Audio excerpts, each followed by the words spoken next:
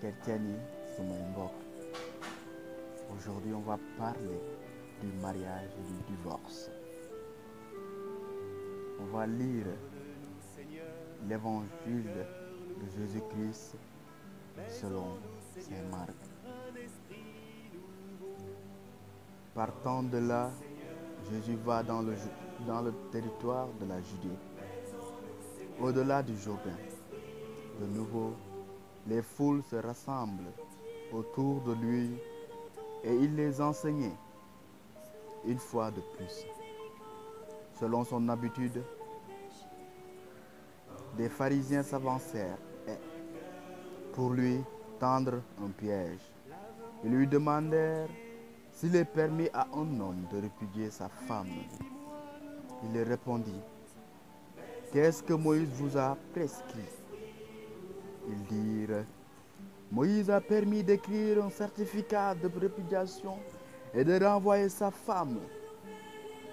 Jésus leur dit: c'est à cause de la dureté de votre cœur qu'il a écrit pour vous ce commandement.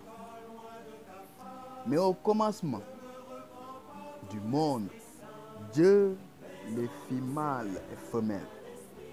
C'est pourquoi l'homme quittera son père et sa mère et s'attachera à sa femme. Et les deux ne feront qu'une seule chair. Ainsi, ils ne sont plus deux, mais une seule chair. Que l'homme donc ne sépare pas ce que Dieu a uni. À la maison, les disciples l'interrogeaient de nouveau sur ce sujet. Il leur dit: si quelqu'un répudie sa femme et en épouse une autre, il est adultère à l'égard de la première. Et si la femme répudie son mari et en épouse un autre, elle est adultère. Parole du Seigneur pour tous. Nous rendons grâce à Dieu. Cette parole, ces saintes écritures peut nous apprendre beaucoup de choses. Chrétienisme est bon. Ce même passage de la Bible revient aussi en Matthieu 19. En Matthieu 19, du verset 1 à 9. Ça revient aussi. Luc, au chapitre 16, du verset 18. Là-bas, Luc nous dit: tout homme qui répudie sa femme et en épouse une autre est adultère. Et celui qui épouse une femme répudiée par son mari est adultère.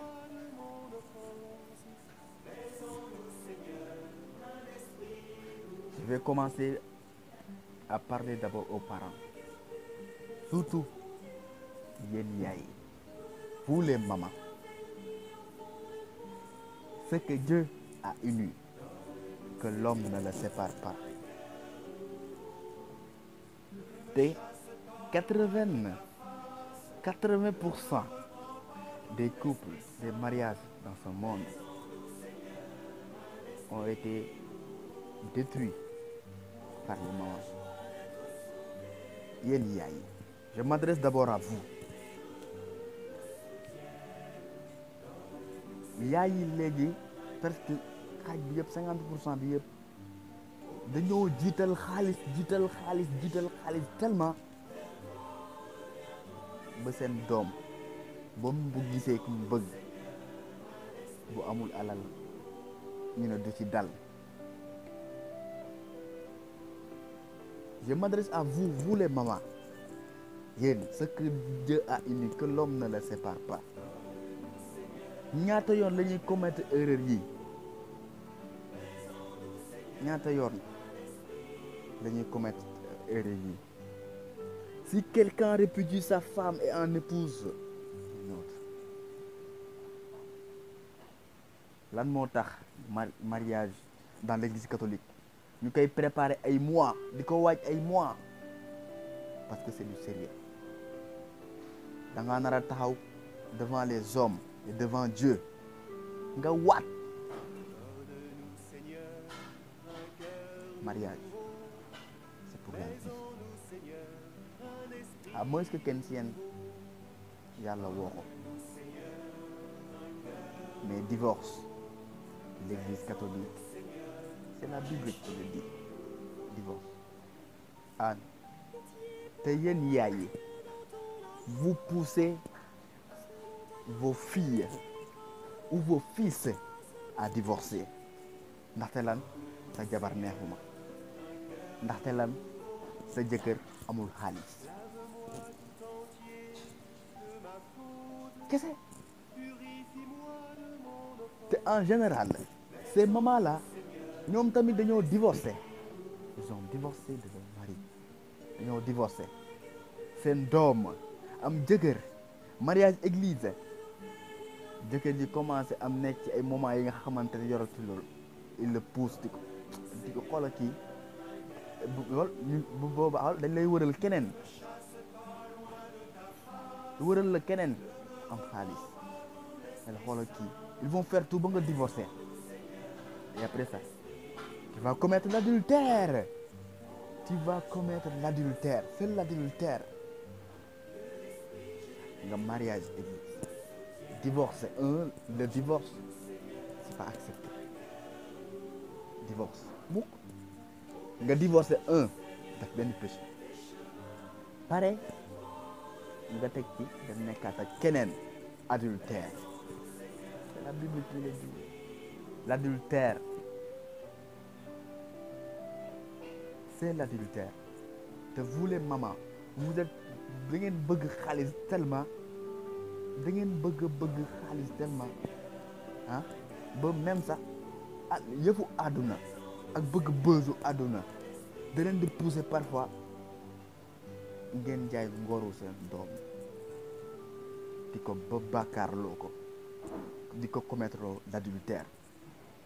Combien de filles, de jeunes filles et de jeunes hommes dans ce monde ñoo ngi dund lii dàq seen jabar wala dàq seen jëkkër divorce ak ñoom pare li ci gën a pire mooy li ci gën a pire dañuy tas pare dem di génn lu xam nan laa xëy waxee sax di tamambaalu ci mbedd ba amaat beneen doom ak keneen double péché quel adultère double péché waxatuma la ñeen ñoo la dem épouser waat dem mariage mairie nekk seen olal gars yi nañuy fàttaleeku ni ma ko waxee woon ci sama vidéo bee jàll nañuy fàttaleeku bés dina ñëw ñu nekk ñun kese ak suñu bàmmeel ak lëndëm ay waay ba gars yi suuluñu ba dóor ñu ay peel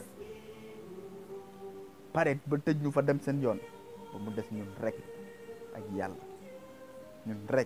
yàlla keroog da ngeen xam ne bësu àdduna alalu àdduna amul njëriñ c'est l'amour qui compte ce que Dieu a dit que l'homme ne se sépare pas ngir yàlla rasul yéen yaay yi bàyyi leen di dugal seeni doom ci yenn yi man ak yenn dama ko jàpp ne ñàkk a xam rek mooy dugal ñenn yi ci yenn yi te li slogan bi jeunes yi yor léegi mooy mos damay dem mos rek xool nu mu mel mariage catholique du mos c'est pour la vie te kuy dodoxlu ba taxaw kanamu yàlla devant les hommes ba waat bëgg nga diw nga ne waaw ci kaw pare ci diggante bi dem ba li nga bëggoon dem ba gisatoo ko nga bëgg a dagg nga bëgg ko faa yemal adultère pare nekk dem nekkat ak keneen adultère nañu delloo si waat suñuy xel dañuy delloo si waat suñuy xel te xool lu ñuy dundee ak lu ñuy def. yal nañu yàlla may wérgu yaram ak sagu ak xel. yal na l'Esprit Saint agir ci ñun ngir ñu mun di dundee li téere yu sell ya di bind. yal na yàlla yokk doole bi yokk ngëm bi ak bëggeel bi ngir ñuy mën di bëgg suñuy moroom di mën di bëgg suñu moroom pas pour alal pas pour leneen parce que nañuy fàttaleku chaque jour ne mbëggeel du yëfu caaxaan. mbëggeel du yëfu caaxaan yàlla ci jëmbu boppam moom mooy mbëggeel avant tout d'abord. loolu na ngeen ko jàpp. Dieu est amour. am mbëggeel la ma tax mu sàkk asamaan ak suuf sàkk nit jox ko lépp li nekk ci àdduna bi ngir mu saytu ko. dañuy fàttaleku loolu yàlla foo loolu mbëggeel de l'amour. waxtu malaa nag nga jàkkaarloo kanamam et devant les hommes ñu laaj leen bëgg a diw nga ne waaw damaa bëgg a nekk moom pour toute la vie. waat kanamu yàlla pare nga bëgg a divorcer pare nekkat ak keneen. adultère nit ñi moytu yooyu. yàlla na ñu yàlla may